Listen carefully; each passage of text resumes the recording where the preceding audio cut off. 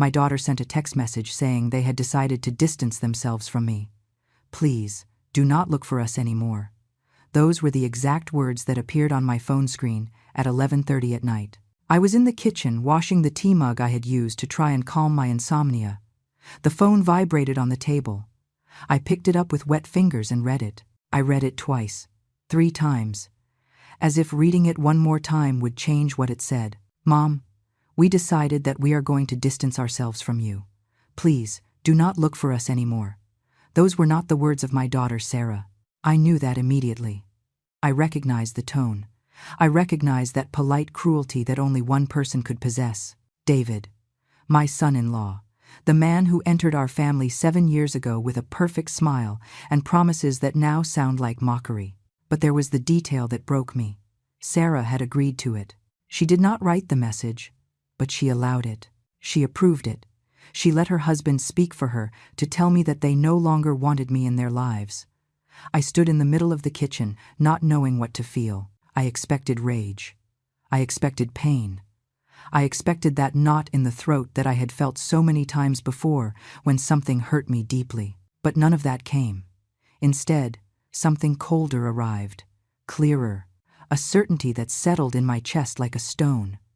This was not new. This had been happening for a long time, and I had been too foolish to see it. I wrote my reply without trembling. No problem. I am going to cancel the automatic payments for your house and car. I will let you know when it is done. I pressed send and left the phone on the table. $1,200 every month. That was what I paid toward their mortgage. Ever since they moved into that house in the subdivision that they showed off so much on social media. $500 more for the gray SUV that David drove as if it were his by birthright. For years I had done it without thinking too much. Because they were my family. Because she was my daughter. Because that is how we mothers are. We sustain, we carry, we give without expecting anything in return. But that night I understood something. They did expect. They expected everything. And when I stopped being useful, when my presence became uncomfortable for their perfect life, they decided to delete me. I poured myself another cup of tea even though I knew I was not going to sleep. I sat by the window and looked at the empty street. The streetlights created yellow circles on the wet pavement.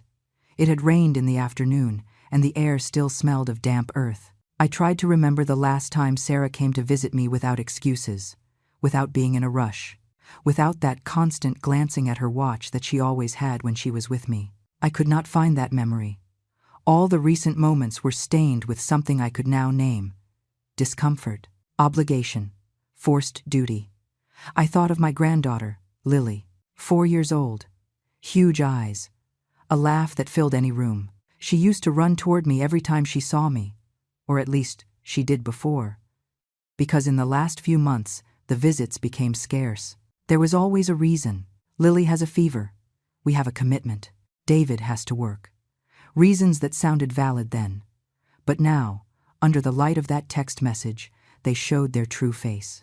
They were lies. Polite lies to keep me away without having to tell the truth. They were erasing me, little by little. They were removing me from their lives like someone erasing a name from a list. The phone vibrated again. It was Sarah. Mom, you do not have to do that. We can talk. I read the message 3 times. We can talk.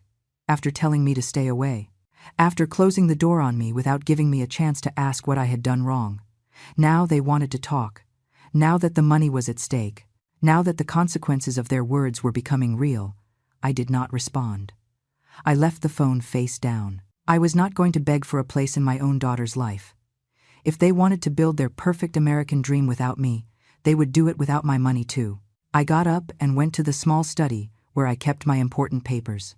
I opened the drawer and took out the folder with the documents. Bank statements. Transfer receipts. Years of payments. I ran my fingers over the papers. $48,000. Just in the last 3 years. Just in mortgage and car payments. Not counting gifts. Not counting emergencies. Not counting the money I lent that never came back. $48,000 to be erased with a text message. I sat on the floor with all those papers around me. And there, in the silence of my empty apartment, I finally understood something I should have seen a long time ago. I was not their mother. I was their bank. I was not Lily's grandmother. I was the source of funds that maintained their lifestyle. And when a source dries up or becomes inconvenient, it is abandoned. I looked at the photographs on the wall. Sarah as a child, Sarah at her graduation, Sarah on her wedding day in that white dress that I paid for, David by her side smiling, always smiling. At what moment did I lose my daughter? At what moment did she stop being mine and become an extension of him? The phone vibrated again. Another message. Mom, please. David says we can fix this. David says, they were not even her own words. He spoke for her. He decided for her. He had turned her into a ventriloquist's dummy for his own cruelty. I picked up the phone and wrote a single word. No. That night I did not sleep. I stayed sitting in the armchair watching the darkness slowly turn into a gray dawn. I thought of all the moments I should have seen the signs, of all the times I justified the unjustifiable, because that is what mothers do.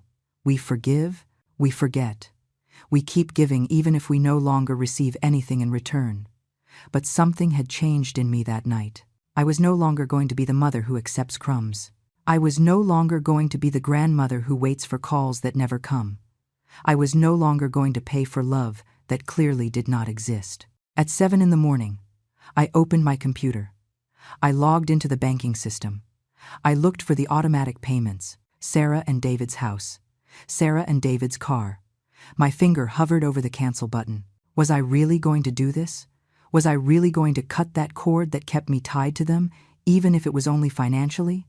I pressed it. Cancelled. Cancelled. It was over. The following days were strangely silent. I expected more messages, more attempts to convince me, more manipulation disguised as concern. But nothing came, just silence. As if my decision to cut the money had also cut any interest they had in maintaining contact. That told me everything I needed to know. I started remembering things I had buried in some corner of my mind, small things that at the time I justified, things that now took on a completely different meaning. The first memory came one afternoon while I was making coffee. It was my birthday last year, 63 years old. I had prepared a special dinner.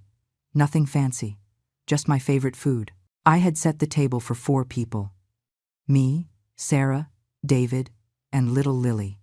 Sarah had promised to come. Of course, Mom. We will be there. At 7 o'clock sharp. I had cooked all afternoon. I made that roast chicken she loved as a child. I made mashed potatoes. I baked a chocolate cake. I put flowers in the center of the table. Flowers I bought with money I should have used for my medication. 7 in the evening. They did not arrive. 7:30. Nothing. 8. Silence. At 8:15 I got a message. Mom. Sorry. Lily has a fever. We are not going to be able to make it. Happy birthday. I stood staring at the set table, the food getting cold, the candles unlit. I told myself that kids get sick, that it was normal, that it was not personal. But 2 days later, I saw the photos on social media. Sarah, David, and Lily at an elegant steakhouse, everyone smiling, Lily showing no sign of having been sick. The date of the post was the night of my birthday, the same night she supposedly had a fever. They lied to me, and I knew it. But I did what I always did. I swallowed it. I justified it. Maybe the post was old. Maybe she felt better quickly. Maybe. Another memory arrived. This one more painful. It was 6 months ago. I had undergone minor surgery, nothing serious, but I needed someone to pick me up from the hospital. I called Sarah 3 days before to let her know. Mom, of course, I will swing by for you. Do not worry. On the day of the surgery, I waited 2 hours sitting in the recovery room. The nurses kept asking me if they were coming for me. I said yes, that they were on their way. That traffic was probably heavy. I called Sarah. She did not answer. I called again. Nothing. I texted her. Nothing. Finally, a nurse offered to help me call a cab. I went home alone, dizzy from the anesthesia, scared, feeling so small and so invisible. Sarah wrote to me 5 hours later. Mom, sorry. A work meeting of David's ran late and we couldn't cancel. Did you get home okay? A work meeting of David's. Not even her own meeting. His.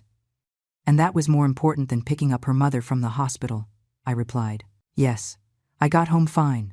Do not worry. Do not worry. Always so understanding. Always so available to forgive.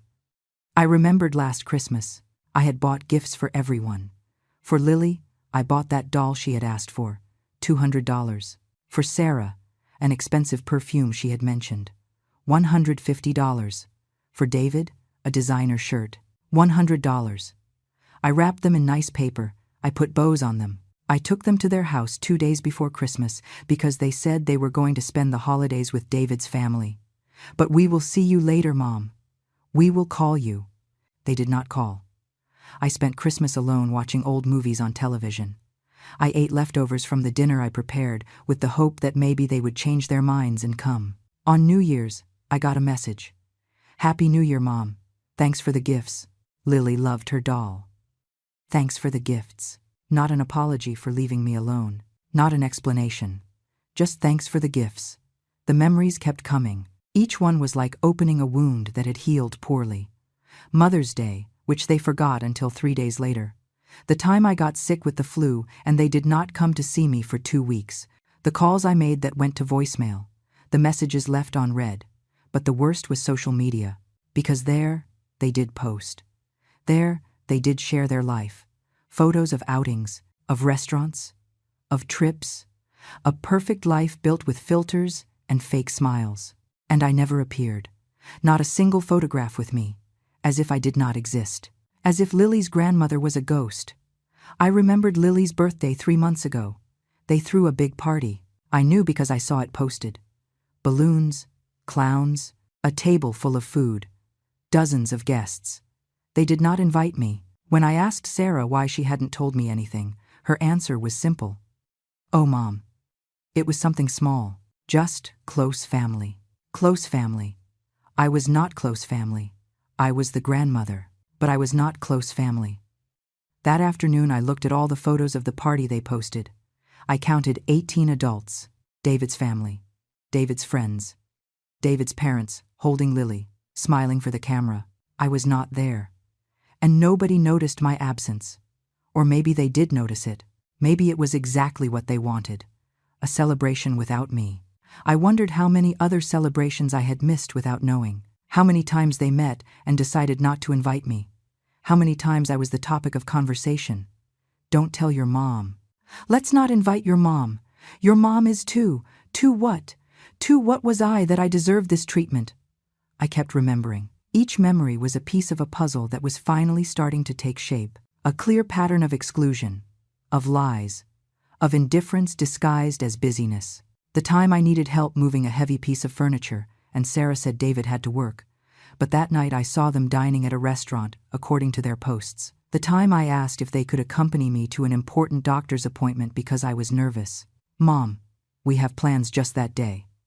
But they never told me what plans.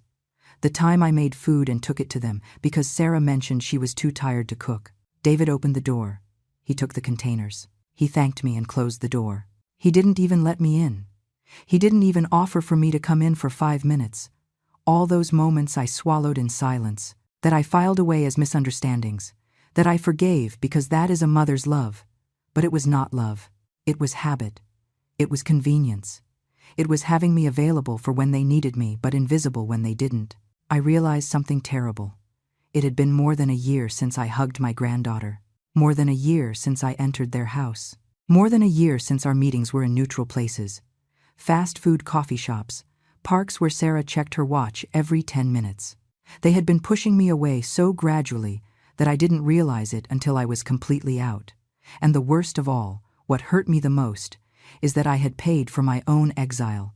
Every bank transfer, every expensive gift, every emergency, solved with my money. I financed the life they used to exclude me. I paid for the house where I was not welcome. I paid for the car they used to not come see me. I paid for the lifestyle that allowed them to forget about me. That night, I opened an old notebook. I started to write, not for therapy, not to vent. I wrote a list of every lie, every exclusion, every broken promise, every moment they made me feel like a burden. The list filled 3 pages, 3 pages of evidence that my daughter had stopped being my daughter a long time ago, and I had been too blind to see it. I spent a whole week without leaving my apartment. It was not depression. It was something different. It was clarity. A clarity so intense it almost hurt. I sat in front of the window every morning with my coffee and watched the world go on. People went to work. Children went to school. Life continued as always. But I had changed. Something inside me had broken, or maybe it had been fixed. I wasn't sure yet. Sarah did not write again after that. We can talk. David didn't either. The silence was deafening and revealing. It confirmed what I already knew. Without money, there was no reason to maintain contact. One afternoon the doorbell rang. My heart gave a stupid jump. I thought maybe it was Sarah. That maybe she had come to talk for real, to explain, to apologize. It was the mailman with a package I had ordered the previous week. Nothing more. I laughed at myself. I still had hope. After all, after seeing the pattern so clearly, a part of me still hoped that my daughter would appear at that door. That hope was dangerous. I knew it. But I couldn't extinguish it completely. Not yet. I started doing something I had never done before. I reviewed my finances completely. Not just the payments to Sarah and David. Everything. Every expense. Every income. Every dollar that came in and went out of my life. The numbers left me frozen. My pension was $1,300 a month. Additionally, I worked part-time at a fabric store, earning another $600, $1,900 in total. Of those $1,900, I paid $800 for rent on my apartment, $200 for utilities, $300 for food for myself, $100 for transportation, $150 for medication, because I had high blood pressure and thyroid problems. That left $350. But I was paying $1,700 between their house and car. The numbers didn't add up. How had I been doing this? Where did the missing money come from? I looked further back. I found the answer. Credit cards. 3 credit cards that I had been filling up little by little. A debt of $18,000 that grew every month with interest I couldn't pay. I had gone into debt to support them, to pay for their comfortable life while I ate beans and rice most of the month. While I stopped buying new clothes. While I postponed fixing the tooth that hurt because the dentist cost too much. $18,000 of debt. For a daughter who sent me a message telling me to stay away. I felt something break inside me. But it wasn't sadness. It was rage. A cold and calculated rage I had never felt before. They had used me, completely, and I had allowed it. Even worse, I had gone into debt so they could keep using me. That night I made a decision. I was not going to continue being a victim. I was not going to keep crying for crumbs of attention. I was not going to keep waiting for my daughter to remember she had a mother. But I wasn't going to scream either. I wasn't going to make a scene. I wasn't going to beg for explanations. I was going to observe. I was going to wait. I was going to see what they did now that the money was cut off. The first 3 days, nothing happened. On the 4th day, I received a call. Not from Sarah. From David. I let it ring until it went to voicemail. I listened to the message. Margaret, we need to talk. I think there was a misunderstanding. Sarah is very affected by all this. Call me when you can. It's important. His voice was smooth, conciliatory. The voice of someone who knows they need something and is willing to fake whatever is necessary to get it. I did not return the call. The next day, another call. Another message. Margaret, we really need to resolve this. We are family. We cannot let pride separate us. Pride. He blamed me for pride. As if I had been the one who sent the rejection message. As if I had been the one who put up the walls. I didn't return that call either. On the 3rd day, Sarah called. This time I did answer. I needed to hear her voice. I needed to confirm something. Mom, tell me. Mom, why aren't you answering David's calls? He's worried. I have nothing to talk about with David. There was a pause. I could hear her breathing. Mom, I know things got difficult, but we can't go on like this. What is it that we can't go on with, Sarah? Another pause. Longer. This fight. This distance. You asked for distance. I only respected it.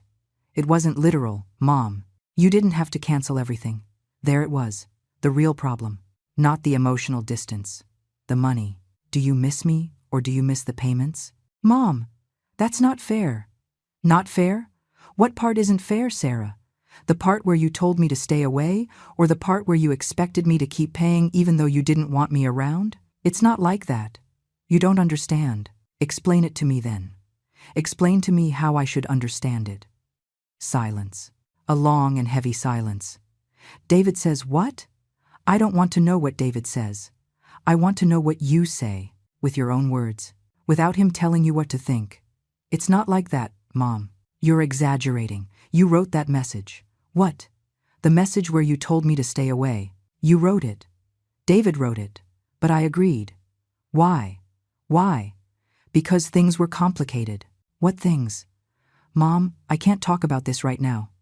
David is here. David is always there. David always has something to say. But you, Sarah, what do you want? I want things to go back to normal. Normal was me, paying for everything, and you seeing me when it was convenient for you. It's not like that.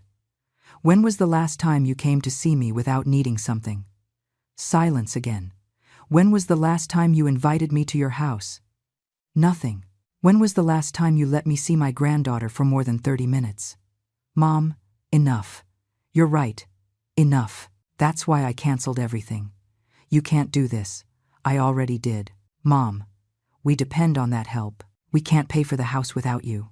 She stopped herself. She realized what she had just said. But it was too late. I had already heard it. We depend on that help. Not on me. On the help. On the money. That was what mattered to them. I understand perfectly, Sarah. No, wait. I didn't mean. Yes, you did. And it's okay. Now is exactly where we stand. Mom, please, we can fix this. It's already fixed. You have your distance. I have my money. Everything is in order. This is David's fault, right? Do you think he manipulates me? Does he manipulate you? No. He takes care of me. He knows what is best for us. Those words hurt me more than the original message. My daughter had disappeared. In her place was a woman who let her husband think for her, decide for her, keep her away from her own mother. If he knows what is best, then you don't need me. Mom, take care, Sarah. I hung up before she could respond, before she could keep trying to manipulate me with guilt, before my own voice cracked. I stayed sitting with the phone in my hand. I was trembling, but not from fear or sadness. It was from contained rage, from years of swallowing everything, from decades of putting others first. Something had changed in that call. Sarah had said it clearly. We depend on that help. It wasn't that they missed me. It was that they missed my money. And David, that man had absolute control over my daughter. Sarah couldn't even have a conversation with me without mentioning him, without him being there, without asking for his approval. When had this happened? When had my independent daughter turned into an echo of her husband? I started thinking about David more carefully, about how he had entered our lives, about how everything had changed after him. Sarah was different before. We talked every day. She visited me. She included me in her life. And then David arrived. Handsome, charming, with that smile that seemed perfect. At first, everything was fine. But little by little things changed. The visits became spaced out. The calls got shorter. And when they needed something from me, it was always David who casually mentioned how much life cost, how much a little support would help. I gave because I thought I was helping my daughter. But now I saw the truth. I wasn't helping my daughter. I was financing my own estrangement. That night, I didn't sleep well. I had strange dreams. In one of them, David appeared with another face, a face I didn't recognize. In another, Sarah was crying, but I couldn't reach her. I woke up at 5 a.m. with a cold certainty installed in my chest. Something wasn't right with David, something beyond being controlling or manipulative. There was something about him that didn't fit, something I had ignored because I wanted to believe my daughter was happy. I decided I was going to investigate.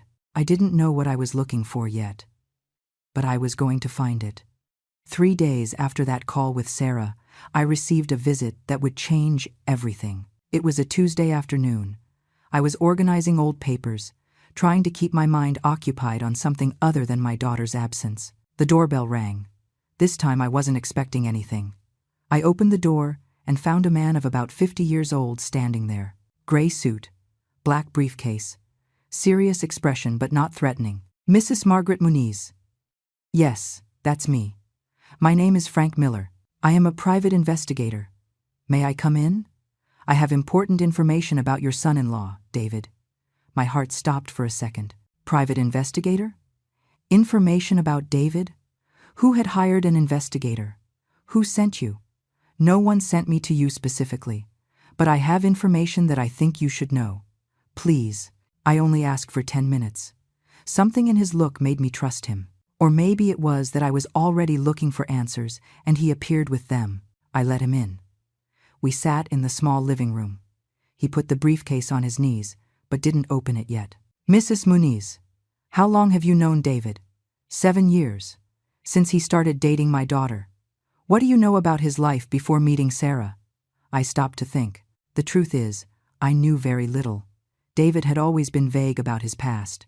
He said his family lived far away, that he didn't have much contact with them, that he had worked various jobs before settling down.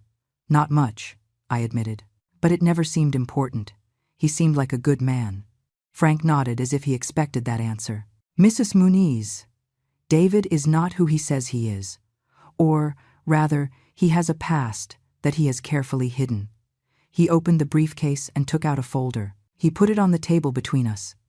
6 months ago, a lady named Barbara Jenkins hired me to investigate David. Barbara is the mother of a woman named Emily. David was married to Emily 9 years ago. Married. The word came out of my mouth like a whisper, but Sarah is his first wife. He told us he had never been married before. He lied. David was married to Emily for 3 years. They lived in another city. He did exactly the same thing. He got close to a family, convinced Emily that he was the perfect man. Little by little, he isolated her from her mother. He convinced Barbara to invest in businesses that never existed. He asked her for loans, access to bank accounts. I felt the air escaping from my lungs. And what happened? One day he disappeared. He took all the money he could. He left Emily with nothing, with debts that were not hers. Barbara lost her life savings, $60,000. $60,000. The figure resonated in my head. I had given him almost $50,000 in 3 years. Was David going to disappear too? Was that his plan? Why are you coming to tell me this now? Because I have been following David for months. Barbara wants justice. She wants to recover some of what she lost. But above all, she wants him not to do the same to another family. When I discovered that he had married again, that he had a daughter, that there was another older woman who was probably helping them financially, I knew I had to warn you. He took another paper from the folder. A photograph. This is David with Emily. 10 years ago. I looked at the photograph. It was him. Younger. But it was him. The same smile. The same eyes. Next to him, a pretty dark-haired woman. They looked happy, just like Sarah and David in their photos. There is more, Frank continued. David is not really named David. His real name is Robert Vance. He has used several names, several aliases. He is a professional con artist. He specializes in vulnerable women and their families. He builds trust. He gets married. He isolates the woman from her family. He gets access to the money, and when there is nothing left to take, he disappears. Robert Vance. Even his name wasn't real. The man who had been in my house, who had held my granddaughter, who called me Mom with that perfect smile. He was a professional liar. My daughter is in danger. Not physically. David is not violent. But she is in financial and emotional danger. He probably already has debts in her name. He probably already has access to everything she owns. And when he feels he can't get any more, he will leave. He will leave Sarah destroyed, without money, probably with enormous debts. And she won't even know what happened until it is too late. I put my hands to my face. My daughter. My little girl was trapped with a con artist, with a professional liar, and I hadn't seen anything. How did I not realize? Because he is very good at what he does. He has been doing this for years. Barbara didn't realize either until it was too late. The mother before Barbara didn't either. I found 2 other cases. David has done this at least 5 times that I know of. 5 times. 5 destroyed families. And mine was the 6th. What can I do? Frank leaned forward. We need solid proof of fraud. Documents, bank transfers, anything that proves he obtained money through deception. I have information from the previous cases, but I need to connect it to what he is doing now. Do you have access to financial documents? Contracts? Something he has signed? I thought quickly. I have the receipts for the transfers I made. I have some emails where he mentioned emergencies, needs. It was always him who wrote asking for help, even though it came in Sarah's name. That works. Anything else? House documents? Car? The house and the car are in both their names, Sarah and David. But I paid directly. I have all the bank statements. Perfect. I need copies of everything. I also need you to tell me everything you remember about what your relationship with David was like. Every time he asked for money, every promise he made, every lie that seems suspicious to you now. We spent the next 2 hours going over everything. I told him about the progressive distancing, about how David was always present when Sarah talked to me, about how the requests for money increased, but the visits decreased. Frank took notes meticulously. All this fits his pattern. He isolates the victim from her family of origin, especially from maternal figures, because they are the ones most likely to notice that something is wrong. He maintains the flow of money, but reduces personal contact to prevent discovery. And the message? The one they sent me telling me to stay away. That is new. In the previous cases, he wasn't so direct. It probably means he is in the final phase, that he is already preparing his exit. He wanted to cut off contact completely, so that when he disappears, you cannot intervene quickly. But then, I canceled the payments. That ruined his plan. Probably. That's why David is calling you. He needs the money to keep flowing a little longer while he finishes preparing his escape. My estimate is that he has between 2 and 4 weeks before disappearing. 2 to 4 weeks. My daughter had less than a month before her life exploded into pieces. I have to warn her. I have to tell Sarah. Frank shook his head. If you tell her now, David will know immediately. He has her so controlled that she will probably tell him everything. He will deny it. He will say it is a lie, that you are trying to separate them. And then he will disappear before we can build a solid case. Sarah will be left without any way to recover anything. So what do? Let him continue with her. We let him think he is in control. Meanwhile, we gather evidence. We build a case. And when we have everything, we confront him in a way he cannot escape. With police, with lawyers, in a way that Sarah has to see the truth even if she doesn't want to. I felt a knot in my stomach. The idea of leaving my daughter with that man one more day turned my insides. But Frank was right. If I acted on impulse, David would disappear and Sarah would never believe me. How much time do you need? Give me a week, maybe 2. I need to verify some things.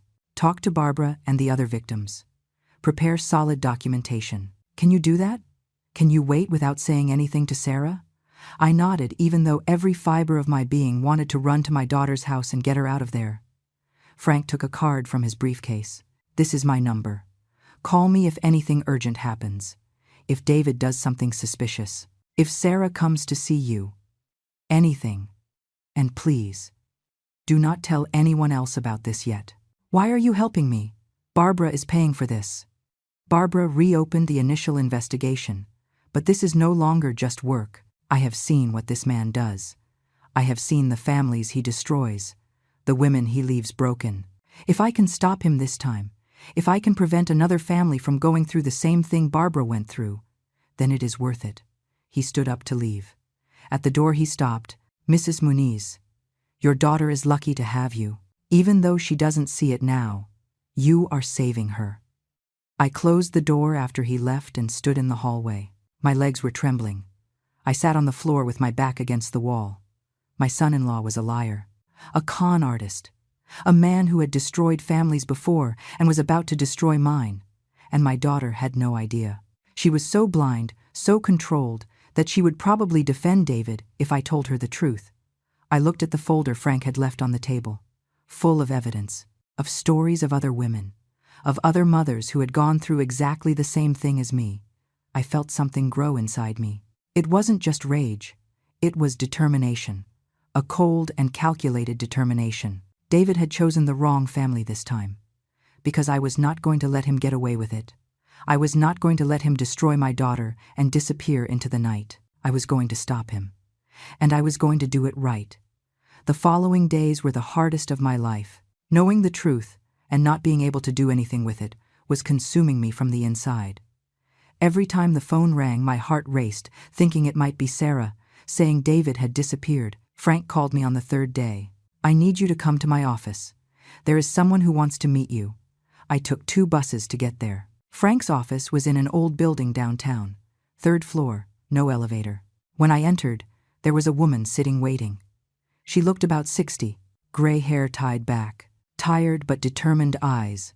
"Margaret, this is Barbara Jenkins." The woman stood up and extended her hand. I took it. Her fingers were cold. "I am sorry you have to go through this," Barbara said. Her voice trembled slightly. "I know exactly how it feels." The 3 of us sat down. Frank put a box on the desk. Barbara brought more documentation. Things she hadn't shown me before because they were very personal. But when she knew David had done the same thing again, she decided it was necessary. Barbara opened the box. It was full of papers, photographs, receipts, letters. "My daughter Emily was a smart woman," Barbara began. "She worked as a nurse. She had her own apartment. She was independent. And then she met David, or Robert, or whatever he really calls himself. She took out a photograph, Emily smiling next to David. They looked in love, like Sarah and David in their photos. At first, everything was perfect. He was charming, attentive. He treated her like a queen. 6 months later, they got married. I thought it was fast, but Emily was happy. Who was I to say anything? Her voice cracked a little. She took a breath before continuing. Shortly after, the changes began. Emily stopped visiting me as much. When I called her, David was always there, always on speakerphone, always listening. When I asked if we could talk alone, Emily said there were no secrets between them. I knew that story. It was mine. It was Sarah's story. Then the requests for money started. First, small ones. A loan to fix the car, $500. Then to pay an unexpected debt, $1,000. Then to invest in a business David was starting, $5,000. Barbara took out bank documents, transfers, checks, everything documented meticulously. In 2 years, I gave him $43,000. I sold my mother's house that I had inherited. I emptied my retirement savings, all because I believed I was helping my daughter build her future. And the business? I asked. It never existed. Nothing David said was real. The papers he showed me were fake. The addresses were empty buildings. The partners he mentioned didn't exist. Everything was a lie. Frank intervened. "I have verified the documents. David has experience in forgery. He has created shell companies. Fake legal documents. It is part of his methodology. Everything looks legitimate until you investigate thoroughly," Barbara continued. "One day, I went to visit Emily without warning. Something told me I needed to see her. When I arrived at the house, it was empty, completely empty. The neighbors told me they had left 2 days before. A moving truck took everything. She didn't tell you. Nothing. Not a call, not a message. I tried to contact her for weeks. Her phone was disconnected. Her social media deleted. It was as if she had disappeared from the planet. Tears began to roll down her cheeks. 3 months later, I received a call from a hospital. Emily was there, alone, destroyed. David had left her in another city, without money, without a job, with $30,000 in credit card debt that he had taken out in her name. I felt my stomach turn.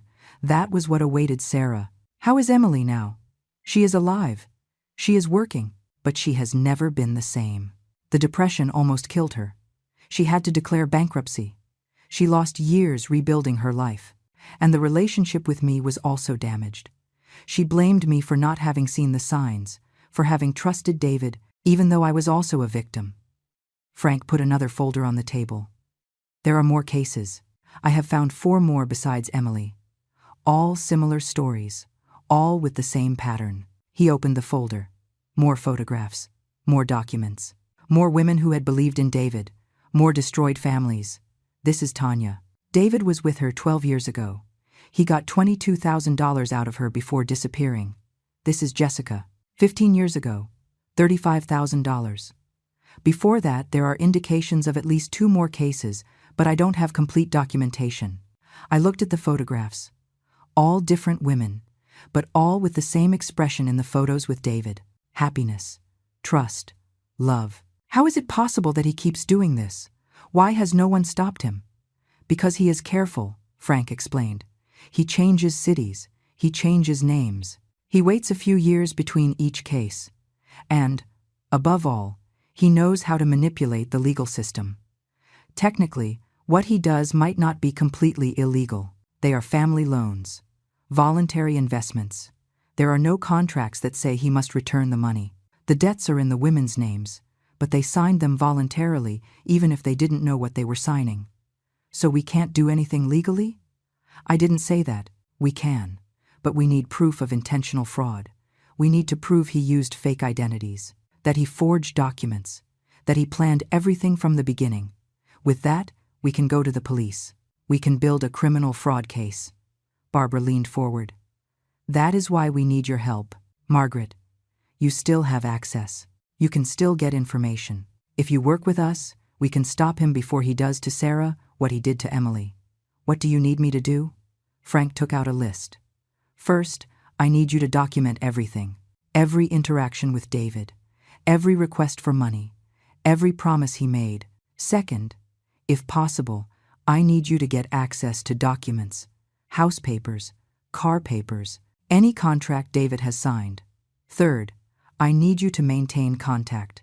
Do not cut it off completely. If he suspects we are investigating him, he will disappear. You want me to talk to them again? After everything. I know it is difficult, but it is the only way. If you can resume contact without raising suspicions, we can buy time. Barbara took my hand. I know what I am asking of you. I know it hurts. But think of your daughter. Think of your granddaughter. If David disappears now, Sarah will be left with all the debts. With the house she can't pay for. With destroyed credit. And probably pregnant or with another child that David will have used to tie her down more. That last part hit me. Pregnant. It is part of his pattern. Emily was pregnant when he disappeared. She lost the baby from the stress. Tanya was also pregnant. David uses children as a form of control, as a way to get more money, as a way to make families invest more in the relationship. I felt like I couldn't breathe. Sarah could be pregnant. David could be planning to leave her with another child, with more responsibilities, with more debts. I will do whatever is necessary. Frank nodded. Good. So this is what we are going to do. You are going to call Sarah. You are going to say you have thought things over, that maybe you reacted badly, that you want to talk. You are not going to mention anything about money yet. You just want to reconnect. And if David suspects, David is going to think he won. He is going to think you broke, that you need your family more than you need your money. He is going to lower his guard, and when he does, we are going to get what we need. We spent the next 2 hours planning every detail. Frank gave me a small burner phone.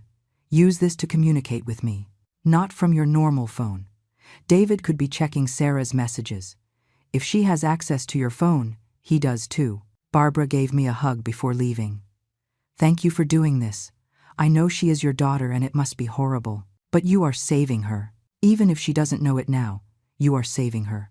That night I sat in front of my phone for an hour before dialing. I rehearsed what I was going to say, how I was going to sound. I had to be convincing. I had to make Sarah believe I had given in. Finally, I dialed. Sarah answered on the 3rd ring. Mom, hello my love. We can talk. There was a pause. Of course. Wait. I heard movement. A door closing. Okay, I'm alone. She was lying. I bet David was there, listening. But I kept going. I have been thinking a lot about everything. About the message. About what happened. And I think maybe I reacted badly. Really? Her voice sounded hopeful, almost desperate. Really? You are my daughter. Lily is my granddaughter. I don't want to lose you over pride. Oh, Mom, I don't want that either. I miss you so much. Could we see each other? Maybe this week? I could make the food you like. Or if you prefer, I can come see you. Yes. I would love that. Let me talk to David and I will confirm what day. There it was. Let me talk to David. She couldn't even accept an invitation from her mother without his permission. Perfect, my love. I love you. I love you too, Mom. I hung up and stared at the phone. The trap was set. Now I just had to wait for David to bite the hook. Sarah called me the next day. Mom, how about Saturday? We can come to your house for lunch. David wants to talk to you too. He says we need to clear everything up as a family. Of course, David wanted to talk. He wanted to make sure the money started flowing again. He wanted to control the conversation. He wanted to manipulate me face to face. That sounds perfect, my love. What time? 1 o'clock is fine. Perfect. I'll wait for you here. When I hung up, I called Frank from the phone he had given me. They are coming on Saturday. David, Sarah, and the girl. Excellent. Now listen carefully. During that meal, you need to do several things. First, keep calm. Be nice, but not too nice. You have to seem like you gave in, but with dignity. Second, observe everything David does and says. Every detail matters. Third, if possible, get David to sign something. Anything. A receipt for money borrowed. A thank you note. Something with his signature. And how do I do that without raising suspicions? Tell him your accountant needs documentation for taxes. That the bank asked to justify the large transfers. Invent something that sounds bureaucratic and boring. David will want to cooperate to keep you calm. I spent the next 3 days preparing everything. It wasn't just a meal. It was an operation. Every detail had to be perfect. I cooked the roast chicken Sarah liked. I made rice and beans, fresh salad. I made flan for dessert because it was Lily's favorite. I set the table with the nice tablecloth I used only on special occasions, but I also prepared other things. Documents I needed David to sign. A simple receipt that said, I acknowledge having received financial assistance from Margaret Muniz for a total of $48,000 over the last 3 years for housing and transportation expenses. I drafted it to look like just an administrative formality.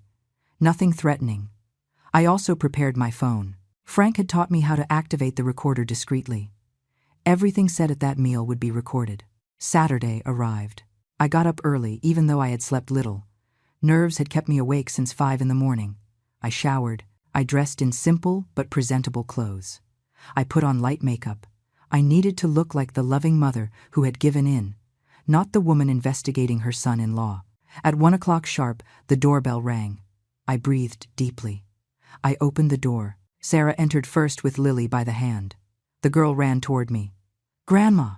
I picked her up and hugged her. Her small, warm body against mine reminded me why I was doing all this.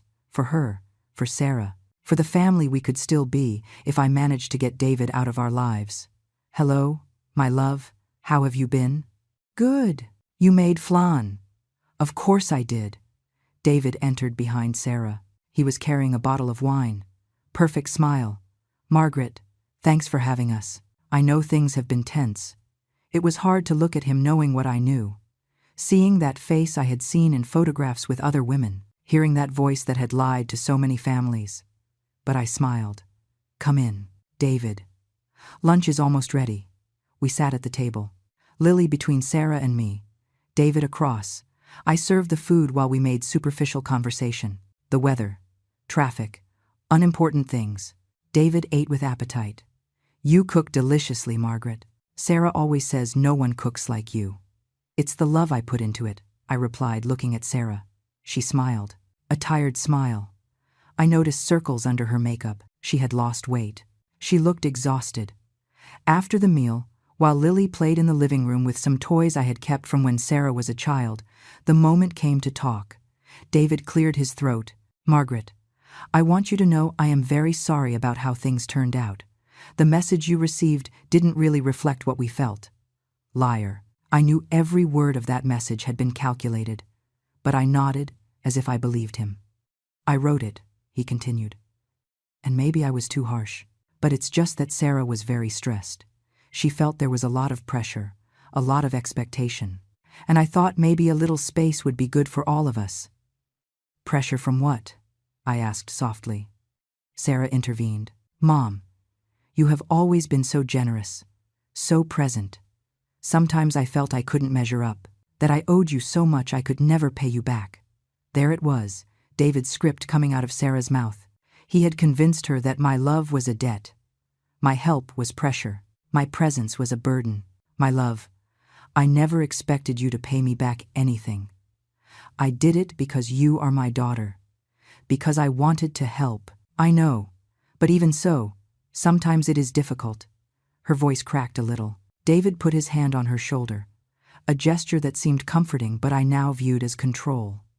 I understand, I said, and I respect that you need your space. But canceling the payments was my way of respecting that distance. If you didn't want my presence, it didn't seem right to stay financially involved. David tensed slightly.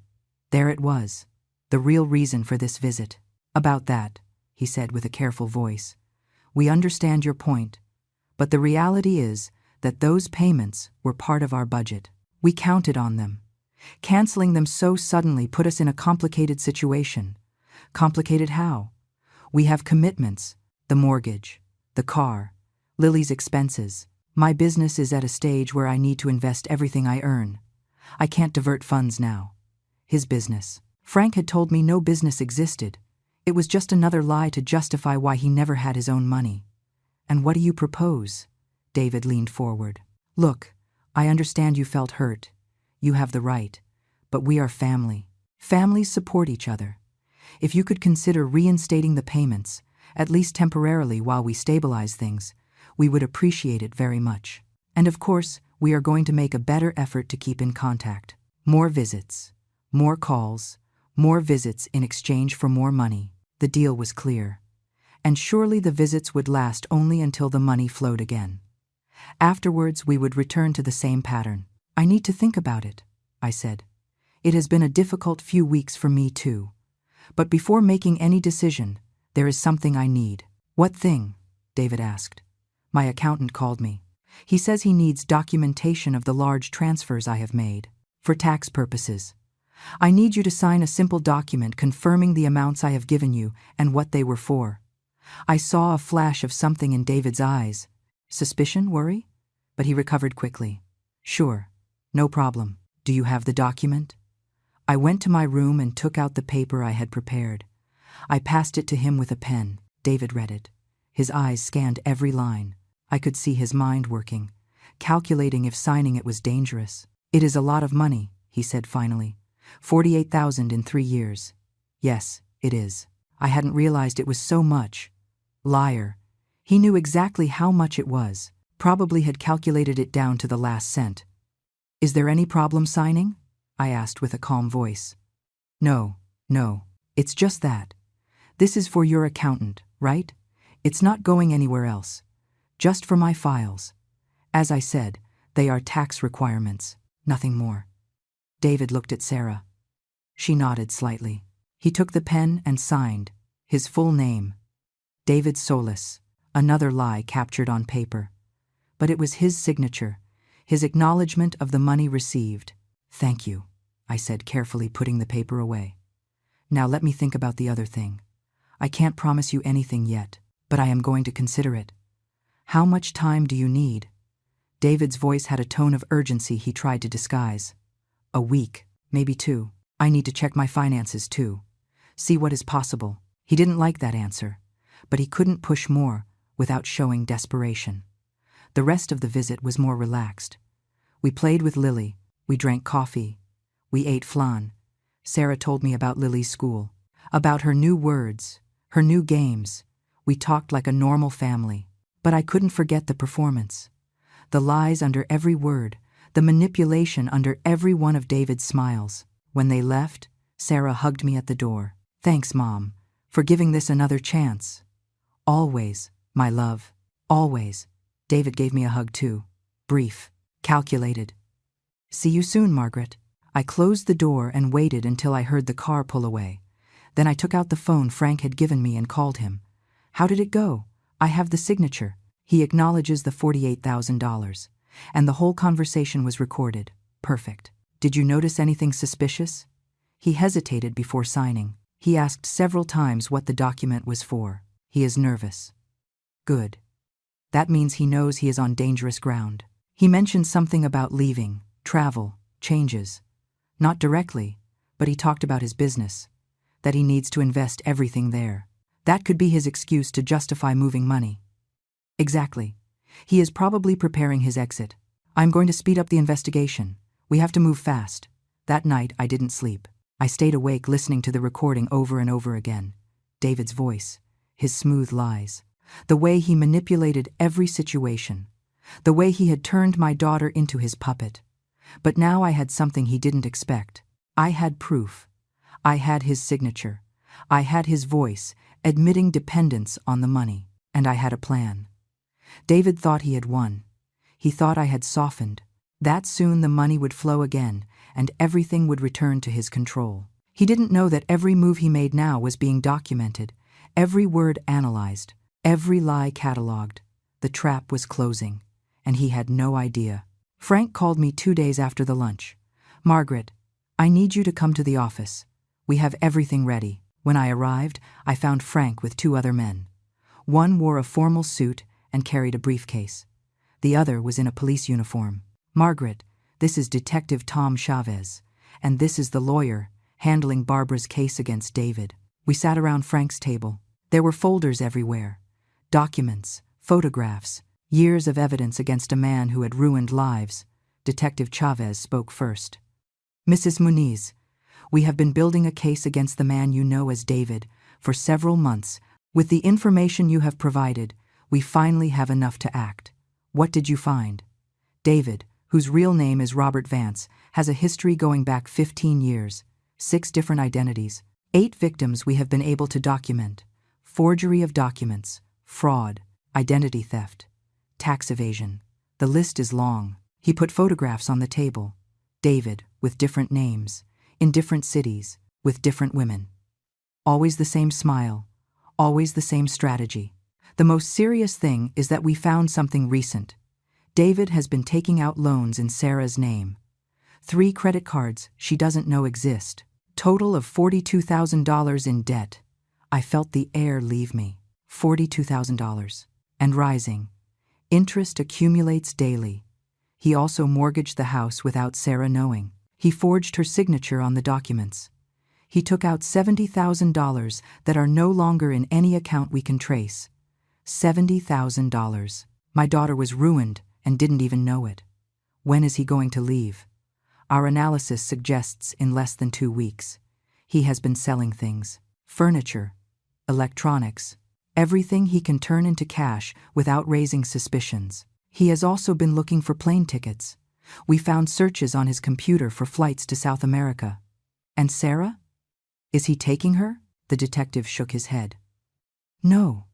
According to the pattern, David disappears alone. He leaves the woman and children behind.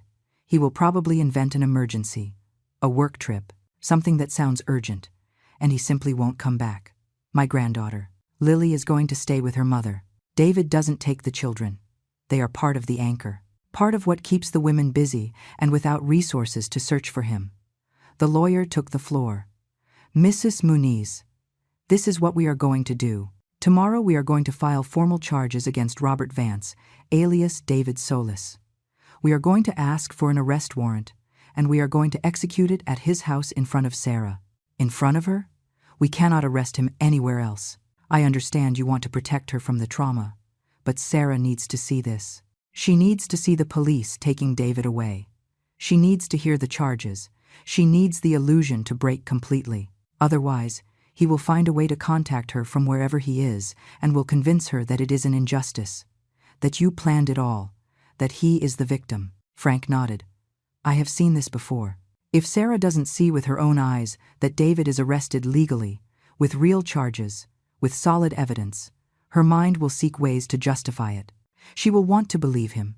She will want to think there is an explanation. And after the arrest? Afterwards, you will be there for her," the detective said. "She will need you. She will be angry, confused. She will probably blame you at first, but with time, when she processes everything, she will understand that you saved her." "When is it going to be?" "Tomorrow, at 9 inches the morning. David is usually home at that time. We need you to be there too." "Me? Why?" "Because Sarah is going to need someone when this happens. She will be in shock. She will need someone to take charge of Lily while we process David. That someone has to be you. I spent that night without sleeping. I knew what was coming was going to break my daughter into 1,000 pieces. It was going to destroy the life she thought she had. It was going to force her to face that the last 7 years had been a lie. But I also knew it was the only way to save her. At 8 inches the morning, I arrived at Sarah's house. I knocked on the door. David opened. He seemed surprised to see me. "Margaret, we didn't expect you.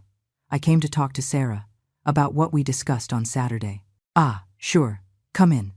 Sarah was in the kitchen preparing Lily's breakfast. "Mom, what a surprise. Good morning. My love, can we talk?" "Sure. Sit down. Do you want coffee?" "Please." David stayed in the living room, but I could feel his attention on us, trying to listen, trying to control the situation even from afar. "So, did you think about what we talked about?" Sarah asked with hope in her voice. Before I could answer, the doorbell rang, loud, insistent. David went to open it. I heard voices, loud, authoritative. "Robert Vance." "No, you are mistaken. I am David Solis. We have an arrest warrant for Robert Vance. We have confirmation that represents your real identity. You have the right to remain silent." Sarah jumped up. "What is happening?" She ran to the door. I followed her. In the doorway were 3 police officers. One of them was Detective Chavez. They had David, or Robert, handcuffed. "What are you doing? Let him go." "There is a mistake," Sarah shouted. "Ma'am, your husband is being arrested for fraud, forgery, identity theft, and other charges. He has the right to get a lawyer." "No, this is a mistake." "David, tell them." David looked at me. In his eyes I saw something I had never seen before. Pure hate. He knew I was behind this. He knew I had caught him. "Sarah, listen to me," he said with a calm voice. Too calm. "This is a misunderstanding. Your mother is behind this. She planned everything because she doesn't want us to be happy. Don't believe them anything." "No," Sarah screamed. "Mom, tell them to stop. Tell them this is a mistake." Detective Chavez pulled out a folder. "Ma'am, your husband's name is not David Solis. His name is Robert Vance. He has used 6 different names in the last 15 years. He has scammed 8 families, and he has $42,000 of debt in your name that you probably don't know exists." "That is a lie," David said. "Sarah, don't believe them. It's a trap. He also mortgaged your house without your knowledge. He forged your signature. He took out $70,000 that disappeared. And we have evidence that he planned to abandon you and your daughter in less than 2 weeks." Sarah looked at me, her eyes full of tears, of confusion, of pain. "Mom, what did you do?" "I saved you," I said with a firm voice. "Even if you don't see it now, I saved you." "No. You destroyed my life. You destroyed my family." David was led toward the police car. He kept talking. "Sarah, don't believe them. Get a lawyer. I did nothing wrong. Your mother is lying. Barbara is lying. They are all lying. Barbara." He had said Barbara's name. Sarah heard it. "Who is Barbara?" No one answered. David was already in the car. The doors closed. They took him away. Sarah collapsed on the floor, crying, screaming. Lily came out of her room scared by the noise. "Mommy, why are you crying?" I knelt next to Sarah. I tried to hug her, but she pushed me away. "Don't touch me. Don't touch me." "What did you do?" Lily started crying too. I picked her up. I hugged her even though she resisted wanting to go to her mother. Detective Chavez approached. "Mrs. Muniz, here are the documents. Everything your daughter needs to know is there. Case numbers, evidence, contacts. When she is ready to read, everything is documented." He passed a folder to Sarah. She didn't even look at it. She just cried with her face in her hands. The police left. The house fell silent except for Sarah's crying and Lily's sobs. "Sarah, my love, look at me. Leave. Get out of my house. I am not going to leave you alone now. I hate you. You ruined everything." He ruined it. Years ago, I just stopped him from continuing. "You're lying. David loves me. He loves us. David doesn't exist. That man's name is Robert, and he has done this to 8 other women before you." "No, it's not true." I picked up the folder from the floor. I opened it. I took out the photographs. Robert with different names, with different women, with different families. Look at them. Sarah looked up. She saw the photographs. Her face changed. The denial began to crack. This is Emily. He was married to her 9 years ago. He took $60,000 from her family and left her with $30,000 in debt. This is Tanya. This is Jessica. This is another one. All believed he loved them. All believed they were special. Sarah took the photographs with trembling hands. She looked at them one by one. Tears fell on the paper. No, it can't be. It is real, my love. Everything is real, and you were going to be the next on the list. But I love him. We have a daughter. We have a life. He doesn't love you. He never loved you. He only used you, like he used all the others. Sarah folded over herself. A sound came out of her throat. It wasn't crying. It was something deeper. It was the sound of a soul breaking. I sat on the floor next to her, with Lily still in my arms, and I waited. I waited for the shock to pass. I waited for reality to settle in. I waited for my daughter to need me. Hours passed. Lily eventually fell asleep in my arms. Sarah kept crying until she had no tears left, until only dry and silent sobs remained. Finally she spoke. Her voice was barely a whisper. How long did you know? 2 weeks. Why didn't you tell me immediately? Because you wouldn't have believed me? Because he had you so controlled that you would have defended every lie? You needed to see the evidence. You needed the police to arrest him. You needed it to be undeniable. I have debts I don't know about. $42,000 in credit cards. He mortgaged the house. $70,000 that are gone. And all the money you gave me disappeared too. Probably in accounts we can't trace. Sarah closed her eyes. I am ruined. No, you are alive. You are free. And I am going to help you rebuild everything. I don't want your help. Your help was what got me into this. Those words hurt, but I understood them. Sarah needed to blame someone. And I was easier to blame than facing that she had lived a lie for 7 years. It's okay. When you are ready, I will be here. I got up carefully not to wake Lily. I put her in her bed. I went back to the living room. Sarah was still on the floor with the photographs scattered around. I am going to stay tonight. On the sofa. In case you need me. She didn't answer. But she didn't ask me to leave either. That night, lying on my daughter's sofa, I heard her sobs from her room. Every sound was a reminder of the pain I had caused to save her. But it was also proof that she was alive, that she was there, that we still had a chance to rebuild what David had destroyed. The truth had exploded, and now we had to live in the rubble. The first days after the arrest were the darkest. Sarah barely spoke, barely ate. She moved through the house like a ghost. I stayed there. I prepared food she didn't touch. I took care of Lily, who asked for her daddy every hour. Where is Daddy? Daddy had to go away. My love, when is he coming back? There was no easy answer for that question. On the 3rd day, Sarah finally opened the full folder the detective had left. She sat at the kitchen table and read every page, every document, every testimony from the other women. I saw her face change with every revelation. Denial turned into shock, shock into horror, horror into understanding. There was another pregnant woman, she said with a hollow voice. Emily. She lost the baby when he left. I sat across from her. I know. Me. I was thinking about having another child. David said it would be good for Lily, that the family should grow. Her hands trembled on the paper. It was part of his plan, right? Another baby meant more money, more control. Probably. Sarah closed her eyes. I am so stupid. You are not stupid. You are human. You fell in love with who you thought he was, not with who he really was. How did I not see it? How did I not see anything? Because he is a professional. He has been doing this for years.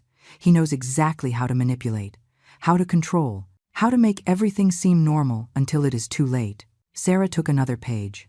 It was the financial report. 42,000 inches debts I didn't know.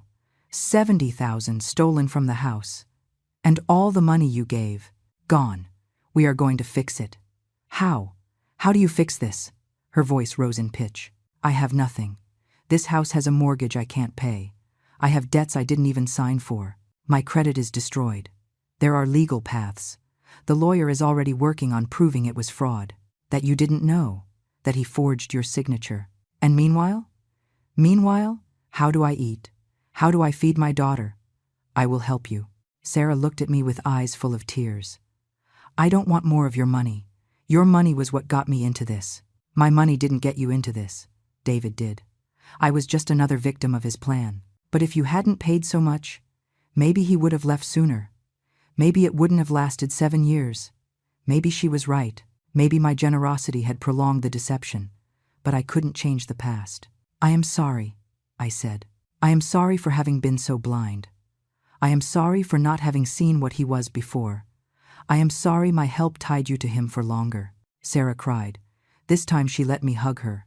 She collapsed in my arms like when she was a child, like when she fell and ran to me to heal her wounds.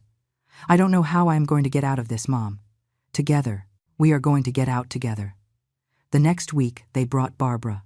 Sarah needed to hear from someone who had survived this, someone who had been exactly where she was now. They sat in the living room.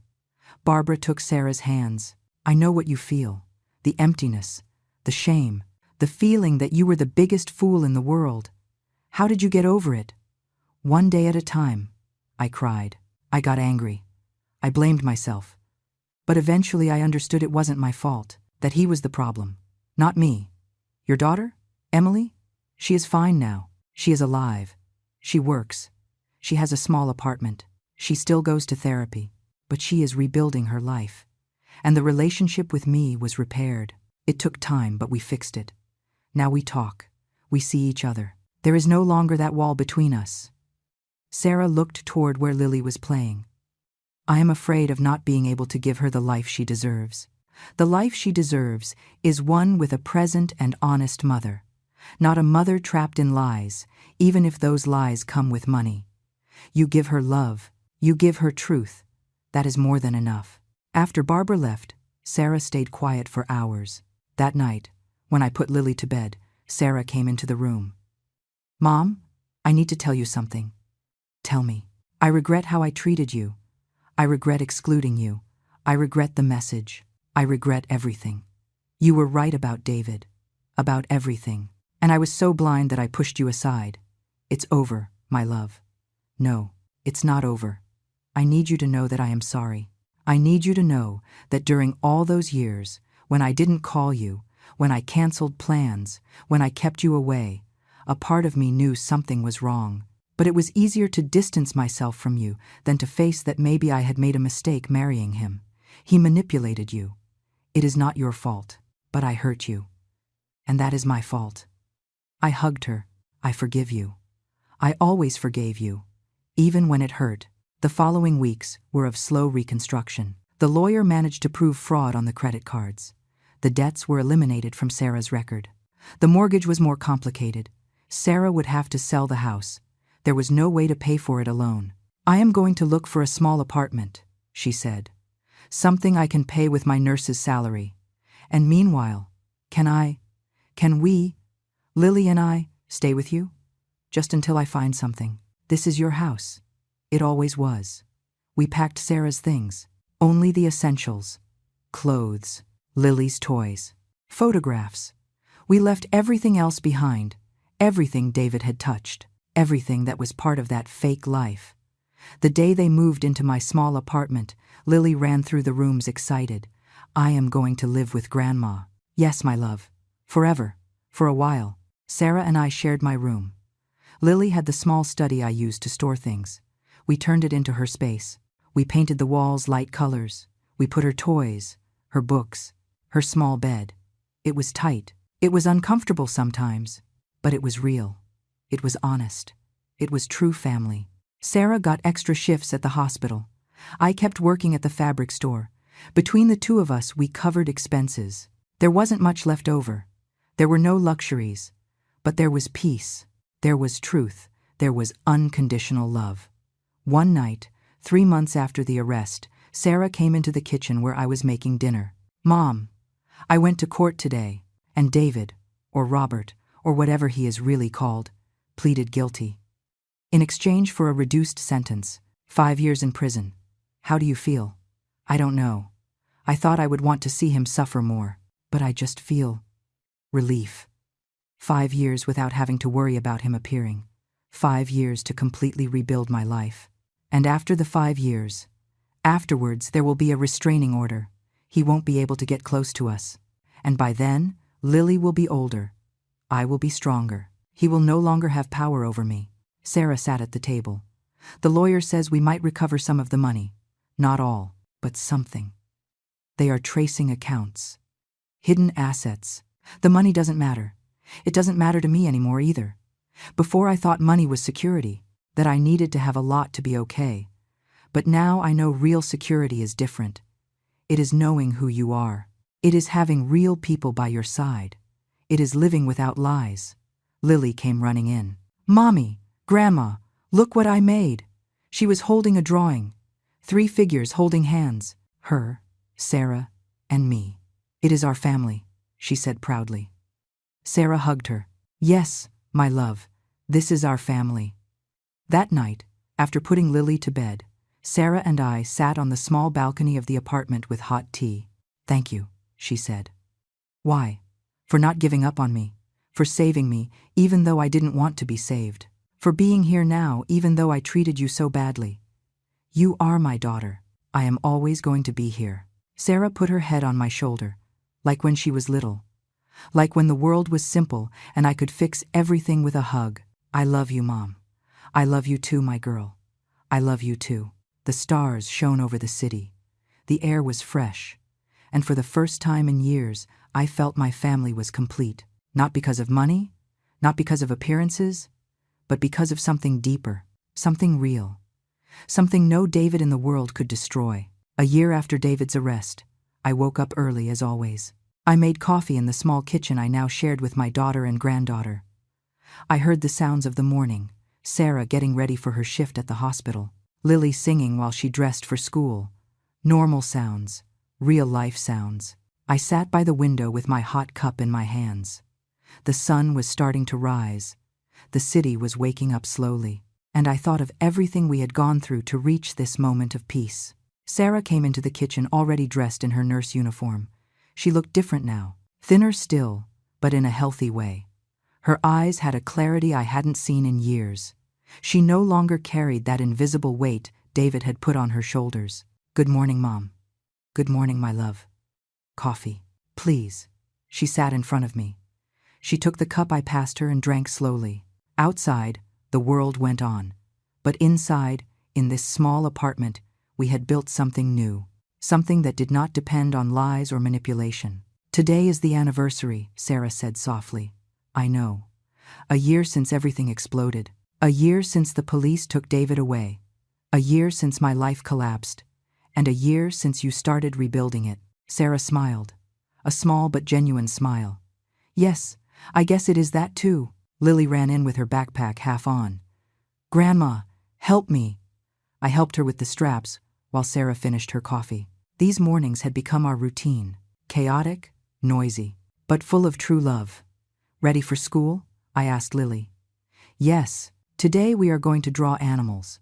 What animal are you going to draw? A butterfly. Because butterflies are pretty and can fly wherever they want. Sarah and I exchanged glances. Lily didn't remember much of David. She was so little when he left that her memory of him was fading. Maybe that was a blessing. Maybe it was better she didn't carry those memories. After dropping Lily at school and Sarah at the hospital, I went back to the apartment. I had the day off work. I sat down with a box I had kept for months without daring to open it. Inside were all the photographs of the last 7 years. Sarah and David at their wedding. Sarah pregnant with David smiling next to her. Lily as a baby in David's arms. Christmases. Birthdays. Moments that seemed happy, but that I now knew were built on lies. I looked at every photograph. I no longer felt rage. I no longer felt sharp pain. Just a soft sadness for the lost time. For the years David stole from us. For the family we could have been if he had never appeared. But I also thought about what we had gained. Sarah was now stronger than ever. She had gone back to studying. She was taking courses to specialize in her career. She had real friends, not friends approved by David, but women who truly supported her, and our relationship had transformed. There were no longer secrets between us. There were no longer walls. We talked about everything, about her fears, about her hopes, about the difficult days and the good days. The phone rang. It was Frank. "Margaret, I have news." "Tell me." "We recovered part of the money. Not all. But we found an account overseas where David had hidden $43,000. The judge ordered it distributed among all the victims. Sarah's share is $12,000. It wasn't everything lost, but it was something. It was justice, even if partial. Thank you, Frank, for everything." "Don't thank me. This was teamwork. You were brave. Not many mothers would have done what you did." When I hung up, I called Sarah to give her the news. I heard her voice crack. $12,000. I can put a deposit on an apartment. We can have our own space again. There is no rush, my love. You can stay here as long as you need." "I know. But I also know you need your space. You have been so generous, so patient. You deserve to get your life back too. My life is complete with you here, and ours is complete with you. But maybe it is time we find a new balance, a place nearby, where we can visit each other every day, but where we also have our space." She was right.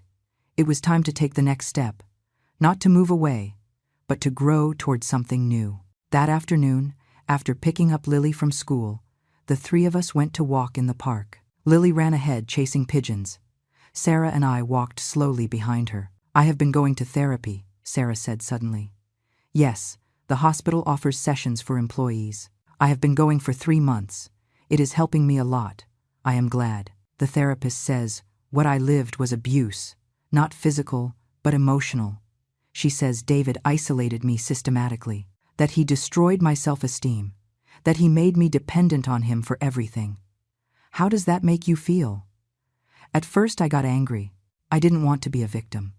I didn't want to accept I had been so weak. But now I understand that recognizing the abuse doesn't make me weak. Getting out of it makes me strong. I hugged her as we walked. "You are the strongest woman I know. I learned from the best." Lily ran toward us. "Look, a flower." She was holding a wildflower she had plucked from the grass, yellow and small, but in her hands it looked like the biggest treasure in the world. "It is for you, Grandma, because you take care of me." I took the flower and felt something break inside me. Not from pain, but from something sweeter, from gratitude for this moment, for this child, for this second chance we had been given. That night, after putting Lily to bed, Sarah and I sat on the balcony as we had done so many times in the last year. "Do you know what is strangest?" she said, looking at the stars. "What?" "That I don't miss that life anymore. The big house, the new car, the appearances. I thought I would miss them. I thought I would feel less without those things. But I feel more real, more me. Because those things were never really yours. They were David's. They were part of his facade. And now I have things that are truly mine. My job, my career, my daughter, my relationship with you. No one can take them from me, ever." Sarah stayed quiet for a moment. Then she spoke with a soft voice. "Do you ever think about how things would have been if David had never appeared?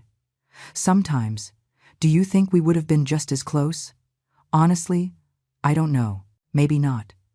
Maybe we needed to go through this to value what we have. It is an expensive way to learn a lesson. It is. But we learned it, and now nothing can separate us again." Months passed. Sarah found a small apartment 3 blocks from mine. 2 bedrooms, small kitchen. But it was hers, paid with her money, earned with her effort. On moving day, we carried boxes between the 3 of us. Lily was excited to have her own room, to be able to paint the walls the color she wanted, to have a space that was truly hers. "We are not going to stop seeing you," Sarah told me while we arranged the furniture. "I know. 3 blocks is nothing. We are going to have dinner together twice a week, and Sundays we are always going to be together." That sounds perfect to me. That first night in her new apartment, Sarah called me. "Mom, Lily can't sleep. She says she misses your apartment. Do you want me to come?" "No, just. Can you talk to her on the phone?" I talked to Lily. I told her a story. I sang her a song. I heard her breathing become deep and calm. She fell asleep while I was still on the phone. "Thank you, Mom," Sarah whispered. "That is what I am here for." Now, sitting here in my apartment that became just mine again, I think about the whole journey traveled, from that terrible message telling me to stay away, to this moment of peace and rebuilding. I learned things I never wanted to learn. That love can be manipulated, that family can be destroyed from within, that the people we love most can be controlled by someone with bad intentions. But I also learned other things, that the truth always finds a way out, that true love survives even the worst storms, that it is never too late to save who you love. Sarah is fine now, better than fine. She is complete. She is whole. She is living an authentic life where every decision is hers, where every step is real. Lily is growing up in a home full of truth, where there are no dark secrets, where there is no manipulation, just honest love and unconditional support. And I have learned that being a mother is not just giving without measure. It is also knowing when to intervene, when to fight, when to risk everything to save your daughter, even if she doesn't want to be saved in that moment. David is in prison, Robert Vance, or whatever he is really called, far from us, unable to hurt us. And when he gets out in 4 more years, he will no longer have any power over this family, because we will have built something so solid that nothing can break it. Sometimes I think about the other women, Barbara, Emily, Tanya, all those who suffered before us, and I hope that somehow our case brought them some peace, some justice, something that tells them they were not crazy, that it wasn't their fault, that the monster was him, not them. The sun is setting now. Soon Sarah and Lily will come for dinner, like they do every Tuesday, like they will do every Tuesday for the rest of our lives. And we will sit together at this small table, and we will talk about our days, and we will laugh, and we will be family, real family. Not family built on money or appearances, but family built on truth, on forgiveness, on love that survived the impossible.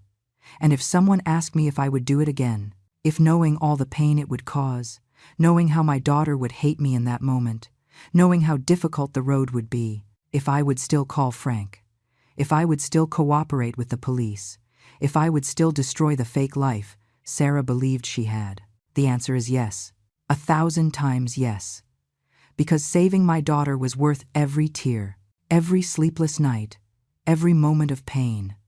And now, sitting here with my cold coffee and the sunset painting the sky, I ask you, and you, have you ever felt like they tried to erase you from your own story? That someone tried to take you out of the lives of the people you love? That you had to fight for a place that should have always been yours?